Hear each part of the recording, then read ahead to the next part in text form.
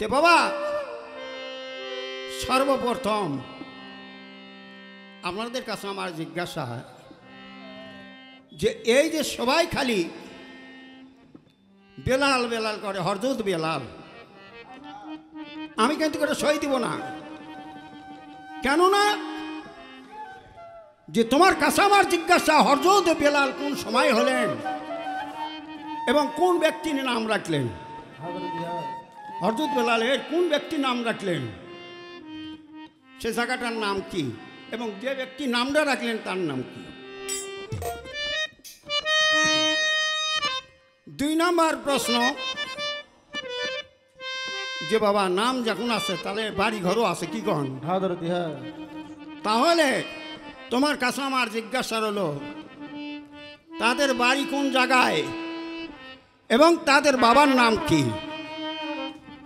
জানা থাকলে খুলে বলো।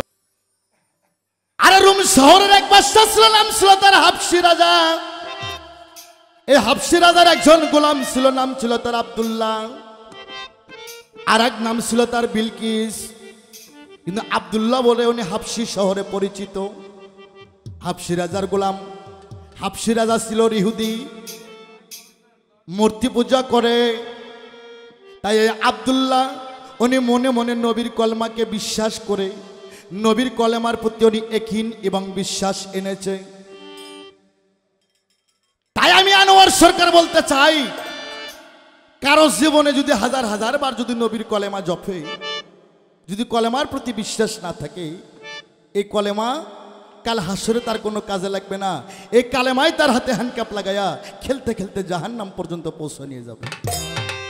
কালেমার উপর প্রেম থাকতে হবে, কালেমার উপর একিন থাকতে হবে, কালেমার উপর বিশ্বাস থাকতে হবে। তাই হাবশী রাজার গোলাম আব্দুল্লাহ আরে নবীর কালেমা বিশ্বাস করে ফেলাইছে, নবীর কালেমাকে জীবন দিয়ে ভালোবাসা ফেলাইছে। 2-3 বছর হয়ে যায় মূর্তি পূজা করে না, মণ্ডপ ঘরে সে আরতি দিতে যায় না, সন্ধ্যে আরতি দেয় না, সকাল আরতি দেয় না। লোকজন কানাকুশা করে। ওই দেশ সমস্ত দেশ ইহুদির দেশ। হাবশী রাজার কাছে লালিত জানায়, জাহাপনা কতদিন হয়ে যাইতেছে এই আব্দুল্লাহ তো মণ্ডপ ঘরে পূজার আলকি দিতে যায় না, এবার পূজার আরতি দিতে যায় না, ও কেমন হয়ে গেছে? তাই হাবশী রাজা ডাকতে বলে, এই আব্দুল্লাহ তোমারে জানাই, আজ কতদিন হয়ে যাইতেছে তুমি কেন মন্দিরে পূজা দিতে যাও না, তুমি কেন মণ্ডপে আরতি দিতে যাও না? ওরে তখন আব্দুল্লাহ মুখ খুলে বলতেছে, জাহাপনা ধরি আপনার পাই, আজকে আমি সত্য কথা বলবো, আমার জীবন যদি থাকে তাও ভালো, আর না যদি থাকে তাও ভালো। হাবশী রাজা কয়, আব্দুল্লাহ কি সত্য কথা বলবা? কয়, জাহাপনা আমি ওয়াদা করেছি আজকে 3টি বছর ধরে আমার জীবনকে আমি শহীদ করে দেব, জীবনকে বিসর্জন দিয়ে দেব। আমি হিন্দুর বীজের জন্ম ঠিক আছে, কিন্তু আমি যে নবীর কলেমাও একবার মুখে পড়েছি আমি জীবন দিয়ে দিব গো, এই কলেমা ছাড়তে পারবো না, আর জীবন থাকতে ওই মণ্ডপ ঘরে আমি আর পুজো করতে যাব না। যাবো না, আমি জীবন দিয়ে দেব, তার নবীর কলেমা ছাড়তে পারবো না, আর আমার জীবন থাকতে ওই মণ্ডপ ঘরে আমি আর পুজোর আরতি করতে যাব না। আর হাবশী রাজার পায়ে রক্ত মাথায় গেল রে উঠিয়া। এই আব্দুল্লাহ তুমি কি বলতে চাও, তুমি আর একটু ভালো করে বলো, তুমি কি খবর আমারে শোনাইলা? কয়, না জাহাপনা আমি যদি জীবন দিতে পারি তাও আমি দিব, তাও আমি কলেমা ভুলবো না, আর আমার শরীরে 1 বিন্দু রক্ত থাকতে আমি আব্দুল্লাহ বিন ওই মন্দিরে আর পুজো দিতে যাব না। আমি হিন্দুর বীজের জন্ম, তাতে কি হয়েছে? আমি যে নবীর কলেমা একবার মুখে পড়েছি এই কলেমার সঙ্গে আমি বেঈমানি করতে পারবো না। আর এখন আমরা বাঙালি মুসলমান গো, টেকাল নবে পইরা আহারে বিক্রি করা বায়না হওয়া জমি, টেকাল লোভে পইরা সেই জমি ঘুরে নেয়, এগো কলেমা হইব। আর আব্দুল্লাহ ছিল ইহুদির সন্তান, কয় আমি যে কলেমার প্রতি একবার বিশ্বাস রাখছি জাহাপনা আমি জীবন দিয়ে দেব, তাও এই কলেমা ভুলতে পারবো না। হাবশী রাজা কয়, এ আব্দুল্লাহ আমি তোমাকে এই হাবশী দেশের এই রুম শহরের অর্ধেক রাজ্য তোমাকে আমি দলিল করে দেব, সোনাদানার টাকা পয়সা মানিক মুক্তার হীরা কাঞ্চন তোমার নামে আমি দলিল করে দিব, তাও তুমি মূর্তি পূজা করো, ওই মোহাম্মদের কলেমা তুমি ভুইলা যাও। ছোট, আরে মোহাম্মদের কলেমা ভুইলা যাও রে, এই দেশের অর্ধেক আজ আমি তোমার নামে দান করে দেব, মালিক মুক্ত টাকা পয়সা হীরা জহরি কোনো অভাব থাকবে না। তাই আব্দুল্লাহ কয়, আমি টাকা পয়সা ধন দৌলত দিয়ে করবো কি, যে নবী ছাড়া পারের কোনো গতি নাই, সেই নবীর প্রেমে আমি মজে গেছি, সেই নবীর কালেমার প্রতি আমি বিশ্বাস কইরাছি। আরে তখন হাবশী রাজা বলতেছে, আব্দুল্লাহ তাহলে তোমার সাজা হবে মৃত্যুদণ্ড। আরে আব্দুল্লাহ হাসতে হাসতে বলে, জাহাপন আমাকে মৃত্যুদণ্ড দেন, তাও আমি নবীর কলেমার সঙ্গে বেঈমানি করতে পারবো না।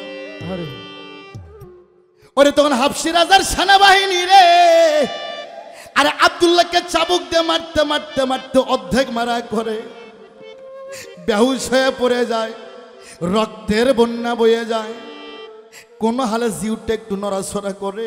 হাবশী রাজা কয়, আব্দুল্লাহ একবার তুই কলেমা ভুলে যা, একবার হরির নাম মুখে বল, তাহলে তোমাকে আমি প্রাণ ভিক্ষা দেব। আব্দুল্লাহ মৃত্যুর শয্যায় কয়, জাহাপনা আমার জীবন যদি চলে যায়, তাও আমি নবীর কলেমা ভুলতে পারবো না। আরে তখন হাবশী রাজা কয়, এই লোকজন তোমরা চাইয়া থাকো কার প্রাণে, আমার আদেশ, এই মুহূর্তে বেঈমান আব্দুল্লাহকে জিন্দা অবস্থা শীতের মধ্যে পুরে ভস্য করে দাও না রে। চন্দন কাঠের সীতাখানা নিল রে সাজাইয়া, ওই জীবিত মানুষকে শীতের মধ্যে শোয়াইয়া, আহারে অর্ধেক মারা গেছে, মারতে মারতে অর্ধেক মাইরা ফেলাইছে, ওই অর্ধেক মানুষকে শীতের উপর সাজাইয়া জীবিত মানুষকে আগুন জ্বালাই দেবে। এই দিকে তো মক্কা থেকে আবু বকর সিদ্দিক গেল বানিজ করিবার, শিকার করিবার, যায় থেকে অনেক লোকের সমাগমা ওই জায়গার ভিতর। কয় লোকজন এই জায়গায় কিবা হয়েছে? কয় তুমি, তোমার বাড়ি কোথায়? কয় মক্কায়। কয় তুমি শুনে কি করবা?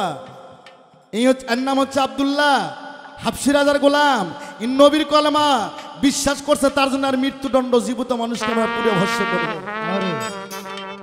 ওরে আবু বকর সিদ্দিক তখন দুই চোখের পানি দিল সারিয়া, ওরে দুই চোখের পানি ছেড়ে দিয়ে বলতেছে, এই লোকজন রে শুধু মানুষটা নবীর কলেমায় পড়ছে, তার জন্য তার সাজা মৃত্যুদণ্ড। বলে হ্যাঁ, আর সাজা মৃত্যুদণ্ড বলে, একে মৃত্যুদণ্ড না দিয়ে তোমরা এই মানুষটাকে বিক্রি করে দাও, অনেক টাকা পয়সা পাবে।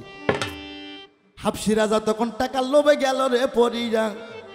কয় টাকা দেবে? বলে হ্যাঁ। কত টাকা দেবে? আবু বকর সিদ্দিক রাদিয়াল্লাহু আনহু বলতেছে, আমার কাছে তো অত টাকা নাই। কেননা এই আবু বকর সিদ্দিক ছিল আরবের বিশাল ধনী। আল্লাহ রসুল একদিন ইসলামের একটা চাদর বিছাইছিলেন, আল্লাহ রসুল বললেন, কে কি পারো এই চাদরে দান করো।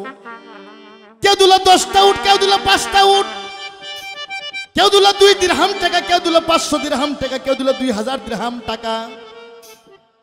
আবু বকর সিদ্দিক রে শুধু পরনের কাপড় থুয়ে, আদেশের কাঁচা ময়দা থুয়ে, সমস্ত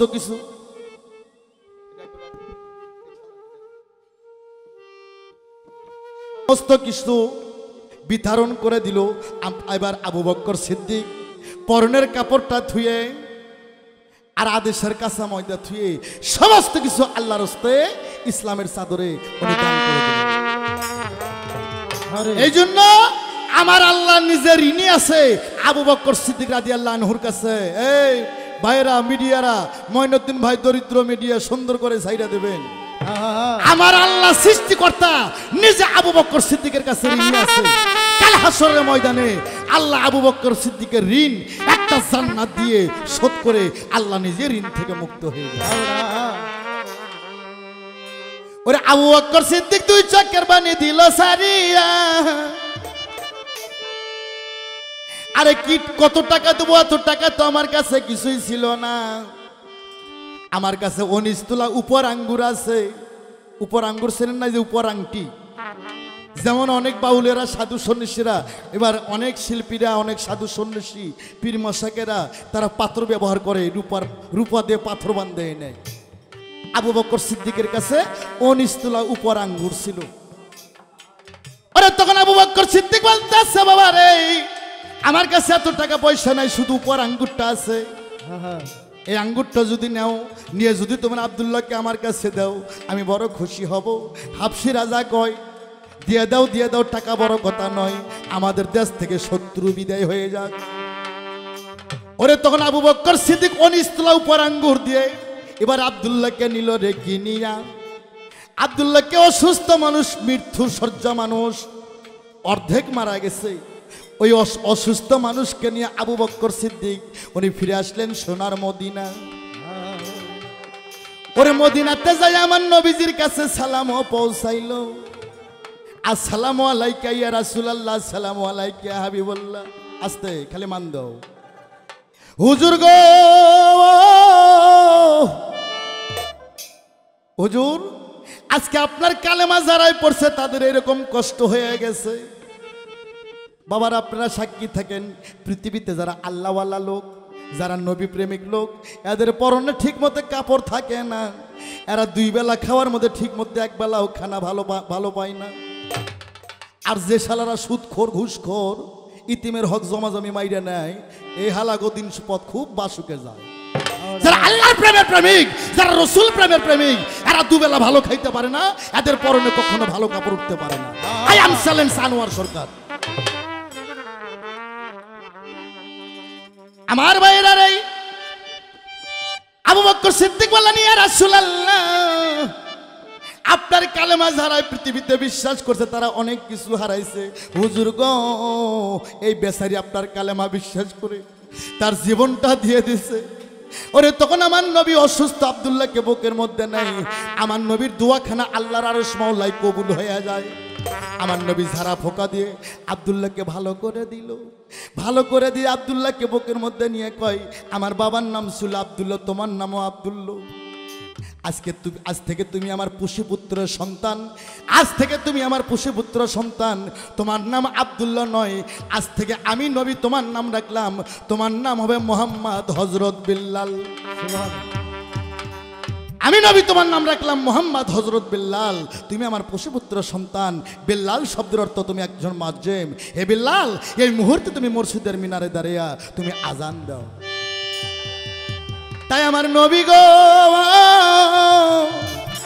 ওরে নবীর হুকুম পাইয়া হযরত বিল্লাল তখন ভাবে মনে মন, কয় কেমনে আজান দেব, আজানের সুর সঙ্গীত আমার জানা নাই। এখন যে কোনো একটা গানের লেখক নাকি, সুরকার নাকি, গীতিকার নাকি, এই আজানের সুরকার ছিল। আজানের সুরকার, গীতিকার আর লেখক আমার বিশ্ব নবী মোস্তফা নিজেই। আমার নবী নিজেই লেখলেন, নিজেই সুর করলেন, নিজেই কথাগুলো দিয়ে বিল্লালের কানে দিয়ে বলতেছে, বিল্লাল তুমি এই মুহূর্তে মসজিদের মিনারায় দাঁড়ায় আজান দাও। ও তোরা জাগরে,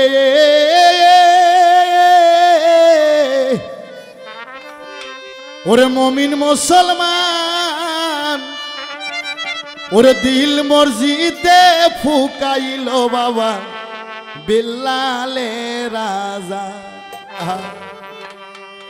ওরে বিল্লাল যখন আজান রে দিল, আস্তে 18,000 মাখলুকাত বাবা সেজদাই রে পড়ল।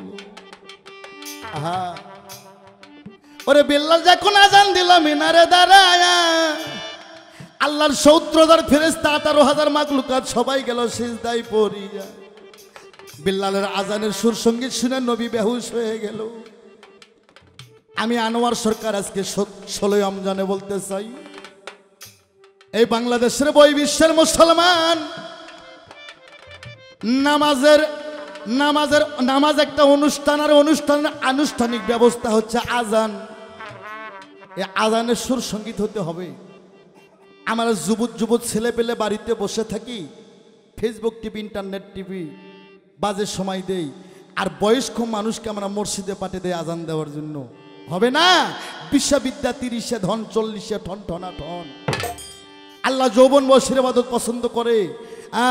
যুবক ছেলেবেলার আজানের সুর সঙ্গীত করতে হবে। আজানের সুরে যদি মুক্তাদির হৃদয় না গলে, ওই আজানের নামাজ হবে, কিন্তু নামাজটা আল্লাহর কাছে মজবুত হবে না, হালকা হয়ে যাবে। আর আমরা যুবক ছেলেবেলে বসে থুই 90 বছরের প্লাস্টিকের বুড়ো করে কয় যাও আজান দাও। দাঁতালারা কি সুন্দর কয় আল্লাহু আকবার, আর দাঁত পরা বুড়োরা যায় আল্লাহ সম্বার। কুরসিন কালো হইব না, আজানের সুর সঙ্গীত হইতে হইব। বিল্লাল যখন আজান দিল, বিল্লালের আজানে 18,000 মাখলুকাত সিজদাত পড়ে গেল। আমার নবী বেহুশ হয়ে গেল। ওরে না আজান শেষে যখন বিল্লাল মসজিদের বারান্দায় নামে আসে ভাই, আমার নবীজি বিল্লালকে বুকের মধ্যে নিল রে জড়াই। বিল্লাল তুমি আমার আশিক, আমি তোমার মাসিক, তোমার আজান আমাকে মুগ্ধ করছে, তোমার আজান শুনে আমি স্মৃতিহারা হয়ে গেছি রে। এ বিল্লাল তুমি আমার পুত্র সন্তান, তুমি আমার সবচেয়ে আপন, সবচেয়ে কাছের মানুষ, তোমাকে আমি অনেক ভালোবাসি বিল্লাল। তুমি আজ থেকে পৃথিবীতে আজান দিবা, তোমার আজানের ধ্বনি সারা পৃথিবীর কানে যেন পৌঁছবে। এইদিকে তোমার আল্লাহ ডাকতে বলে জিবরাইল ফেরেশতা তোমার জানাই, এই জিবরাইল তুমি এই মুহূর্তে যে আমার দোস্তের কাছে সংবাদখানা পৌঁছাও। কি যায় বলো, বিল্লালের আয়ু রিজিক শেষ হয়ে গেছে পৃথিবীর জমিন থেকে। বিল্লালের আয়ু রিজিক এবার ভাত পানি রিজিক যা কিছু ছিল সমস্ত রিজিক এবার শেষ হয়ে গেছে, আর মাত্র বিল্লালের হায়াত আছে 7 দিন। এই খবরখানা আমার দোস্তর কাছে পৌঁছাও। আরে তখন জিবরাইল ফেরেশতা এবার মনে কষ্ট নিয়ে আল্লাহ রাসূলের কাছে এবার গেলেন হাজির হয়ে যাও। নবী আমার ঘরের ভিতরে বসা, জিবরাইল ঘরের দরজায় যায় বলতেছে আসসালামু আলাইকা ইয়া রাসূলুল্লাহ, আসসালাতু ওয়াসসালামু আলাইকা ইয়া হাবিবাল্লাহ। হুজুর গো একটা সুখবর আছে আপনার কাছে। আমার নবী বলে জিবরাইল বলো বলো কেমন সুখবর। জিবরাইল কয় হুজুর গো খবরটা বলতে আমার কষ্ট লাগে। আমার নবী কয় জিবরাইল রে সুখবর বলতে কেন এত কষ্ট হবে রে, সত্য করে বলো কি সুখবর। ওরে জিবরাইল আমিন বলতেছে হুজুর গো আপনার পুত্র সন্তান বিল্লালের আয়ু আছে মাত্র 7 দিন। আল্লাহ বলছে 7 দিন পর বিল্লাল রাত 12টার সময় মারা যাবে। কিন্তু হুজুর গো বিল্লাল সব ফরজে জান্নাতে যাবে, কিন্তু স্ত্রীর ফরজে বিল্লাল জান্নাতে যাইতে পারবে না, দোজকের আগুনে জ্বলবে। ওরে কথা শুনে নবী আমার গো গেল বেহুশ হইয়া রে, দুঃখ অনেক সজার কপালে, যার কপালে জালেই কাছে গো বিধি কে খণ্ডাতে পারে রে। দুঃখ লাগে সদার কপালে হাই রে, দুঃখ লাগে সদার কপালে। কাঁদিতে কাঁদিতে গো নবী গেল বেহুশ হইয়া, কি করিব কোথায় যাব গো আল্লাহ দুঃখেরই ঘটনা রে। হাই রে ও দুঃখ লেগেছ যার কপাল, যার কপাল জালেই কাছে গো বিধি কান্দিলেও যাবে না রে। হাই রে ও দুঃখ লেগেছ যার কপাল, ওরে হাই রে ও দুঃখ লাগলা যার কপালে, ওকে হাই রে ও দুঃখ লাগে সদার কপালে। আমার নবী কানতে কানতে বেহুশ হয়ে যায়। আমার বিল্লাল রে আর মাত্র 7 দিন বিল্লালের হায়াত আছে। আমার বিল্লাল সব ফরজে জান্নাতে যাবে, কিন্তু স্ত্রীর ফরজ ছাড়া বিল্লাল দোজকের আগুনে জ্বলবে। এটা আমি নবী কখনো সহ্য করতে পারবো না। আমি বিল্লালকে কোথায় বিয়ে করাবো? আর পৃথিবীতে কোন নারী আছে সে 7 দিনকের জন্য বিয়ে বসবে, 7 দিন পরে সেই নারী কাঞ্চা চুলারি হয়ে যাবে। ওরে তখন আমার নবী বুক ভরা বেদনা নিয়ে হযরত ওসমান গনি, আবু বকর সিদ্দিক, হযরত ওমর, হযরত আলীকে ডাক দিল রে। ডাক দিয়ে নবী আমার 2 চোখের পানি ছেড়ে দেয়। আবু বকর সিদ্দিক, ওসমান, ওমর, হযরত আলী কয় হুজুর গো আপনার চোখে 2 ফোঁটা পানি দেখলে সেটা কি আমাদের পরাণে সয়? হুজুর গো কেমন বেদনায় কেমন দুঃখে আপনি পড়ে গেছেন আপনি একটু বলেন। ওরে তখন আমার নবী 2 চোখের পানি ছেড়ে কয় বাবা ইয়ার সাবিগণ তোমরা তো জানো আমার কলিজার টুকরা বিল্লাল, বিল্লাল আমার আশেক, আমি বিল্লালের মাশেক। বাবা রে বিল্লালের হায়াত আছে মাত্র 7 দিন, 7 দিন পর রাত 12টায় বিল্লাল মারা যাবে। আমার বিল্লাল রে সব ফরজে জান্নাতে যাবে, সেই স্ত্রীর ফরজ ছাড়া সে জান্নাতে যেতে পারবে না। আমার বিল্লাল দোজকের আগুনে দাউ দাউ করে জ্বলবে। বাবা আমি বিল্লালকে কোথায় বিয়ে করাইব? ওরে তখন আবু বকর সিদ্দিক কয়, হুজুর গো, এই বিয়ের ঘটকালির দায়িত্ব আমারে দিয়েন না। মক্কা মদিনায় কার বাপের বেটি বেশি হয়ে গেছে, কার বাবার মেয়ে বেশি হয়ে গেছে, 7 দিনের জন্য কালসা চুল্লে আরি করবে, এই বিয়ের ঘটকালে আমি করতে পারবো না। আবু বকর সিদ্দিক সরে গেল, উমর সরে গেল, ওসমান গনু সরে গেল, হযরত আলী মাওলা মুশকিল কুশা। আলী কয়, ইয়া রাসূলুল্লাহ, আপনি একবার আমাকে অর্ডার দেন, আমি বিল্লালের বিয়ে আমি সংগ্রহ করে নিয়ে আসবো। আল্লাহ সারা পৃথিবী বানাইছে একসার শক্তি দিয়ে, আর আমি আল্লাহ, আমি মাওলা আলী, আমি হযরত আলী, আমাকে দিয়েছে শসার শক্তি রে। আমার ঘরের দরজা দিয়ে সুন্দর সুন্দর আরবের নারীরা যায়, আমি যদি জোর করে নারীকে ধরে নিয়ে আসি, মক্কা মদিনায় কার বাবার শক্তি আছে, আমার হাত থেকে সে নারীকে ছুটে নিয়ে যাবে। আমার নবী কয়, না বাবা, জোর করে মেয়ে নিয়ে আসে বিবাহ করণ যাবে না, তুমি সমস্ত কথা খুলে খালে বলবা, যদি কেউ দয়া করে আমার বিল্লালকে মেয়ে দেয় তাহলেই বিয়েটা হবে, তাছাড়া জোর করে কারো মেয়ে আনা যাবে না।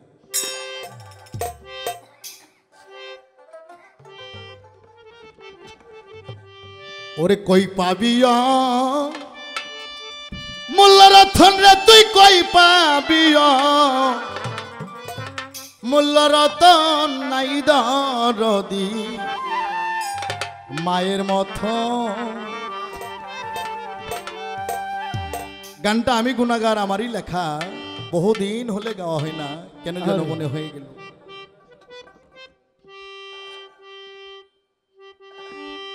ওরে কই পাবিয়া মূল্য রতন রে, কই পাবিয়া মূল্য রতন নাই দরদি মায়ের মতো, ওরে আমার নাই দরদি মায়ের মতো। ওরে কই পাপিয়া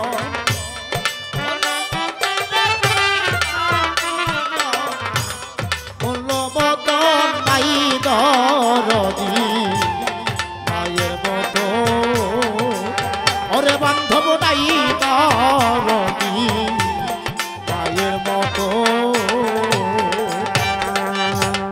কোরআনে শুনেছি আমি মহল জগৎ জননী মা, আমার মা গো, ও কোরআনে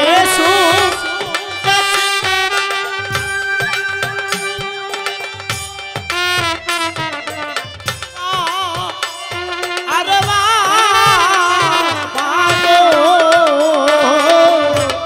কোরআনে শুনেছি আমি মহল জগৎ জননী মা, আমার মা, মা গো, ওরে সেই মায়ের ঘরে থুয়া কই করসা দন ভজন, ওরে সেই মায়ের ঘরে থুয়া কই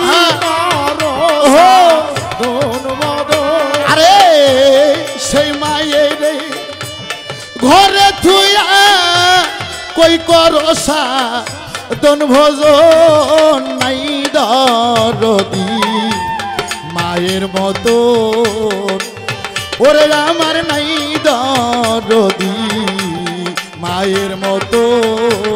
কই পাবি মূল্য রতন কই পাপিয়া মূল্য রতন নাই দরদি মায়ের মতো, ওরে আমার নাই দরদি মায়ের মতো।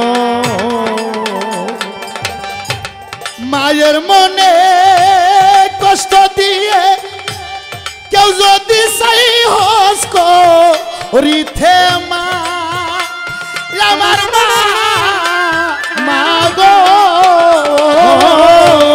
মায়ের মনে কষ্ট দিলে কেউ যদি তাই হস্ত দিতে মা,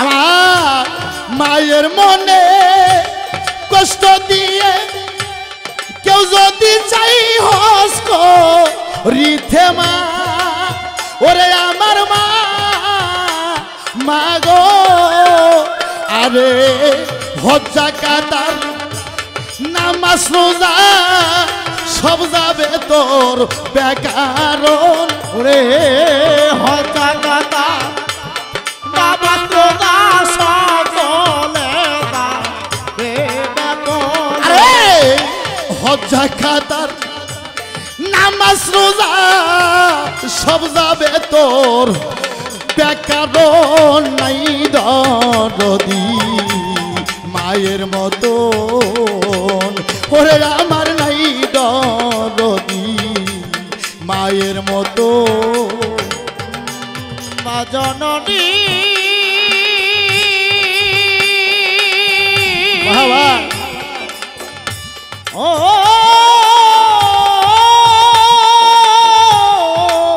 আহা জননী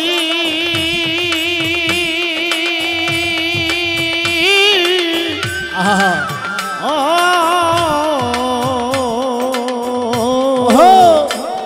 মা জননী ওরে নাই দরদি মায়ের মতো ওরে কই পাবিয়া বলল রতন রে কই পাবিয়া বলল রতন নাই দরদি মায়ের মতো ওরে বান্ধব নাই দরদি মায়ের মতো আনোয়ার সরকারে বলে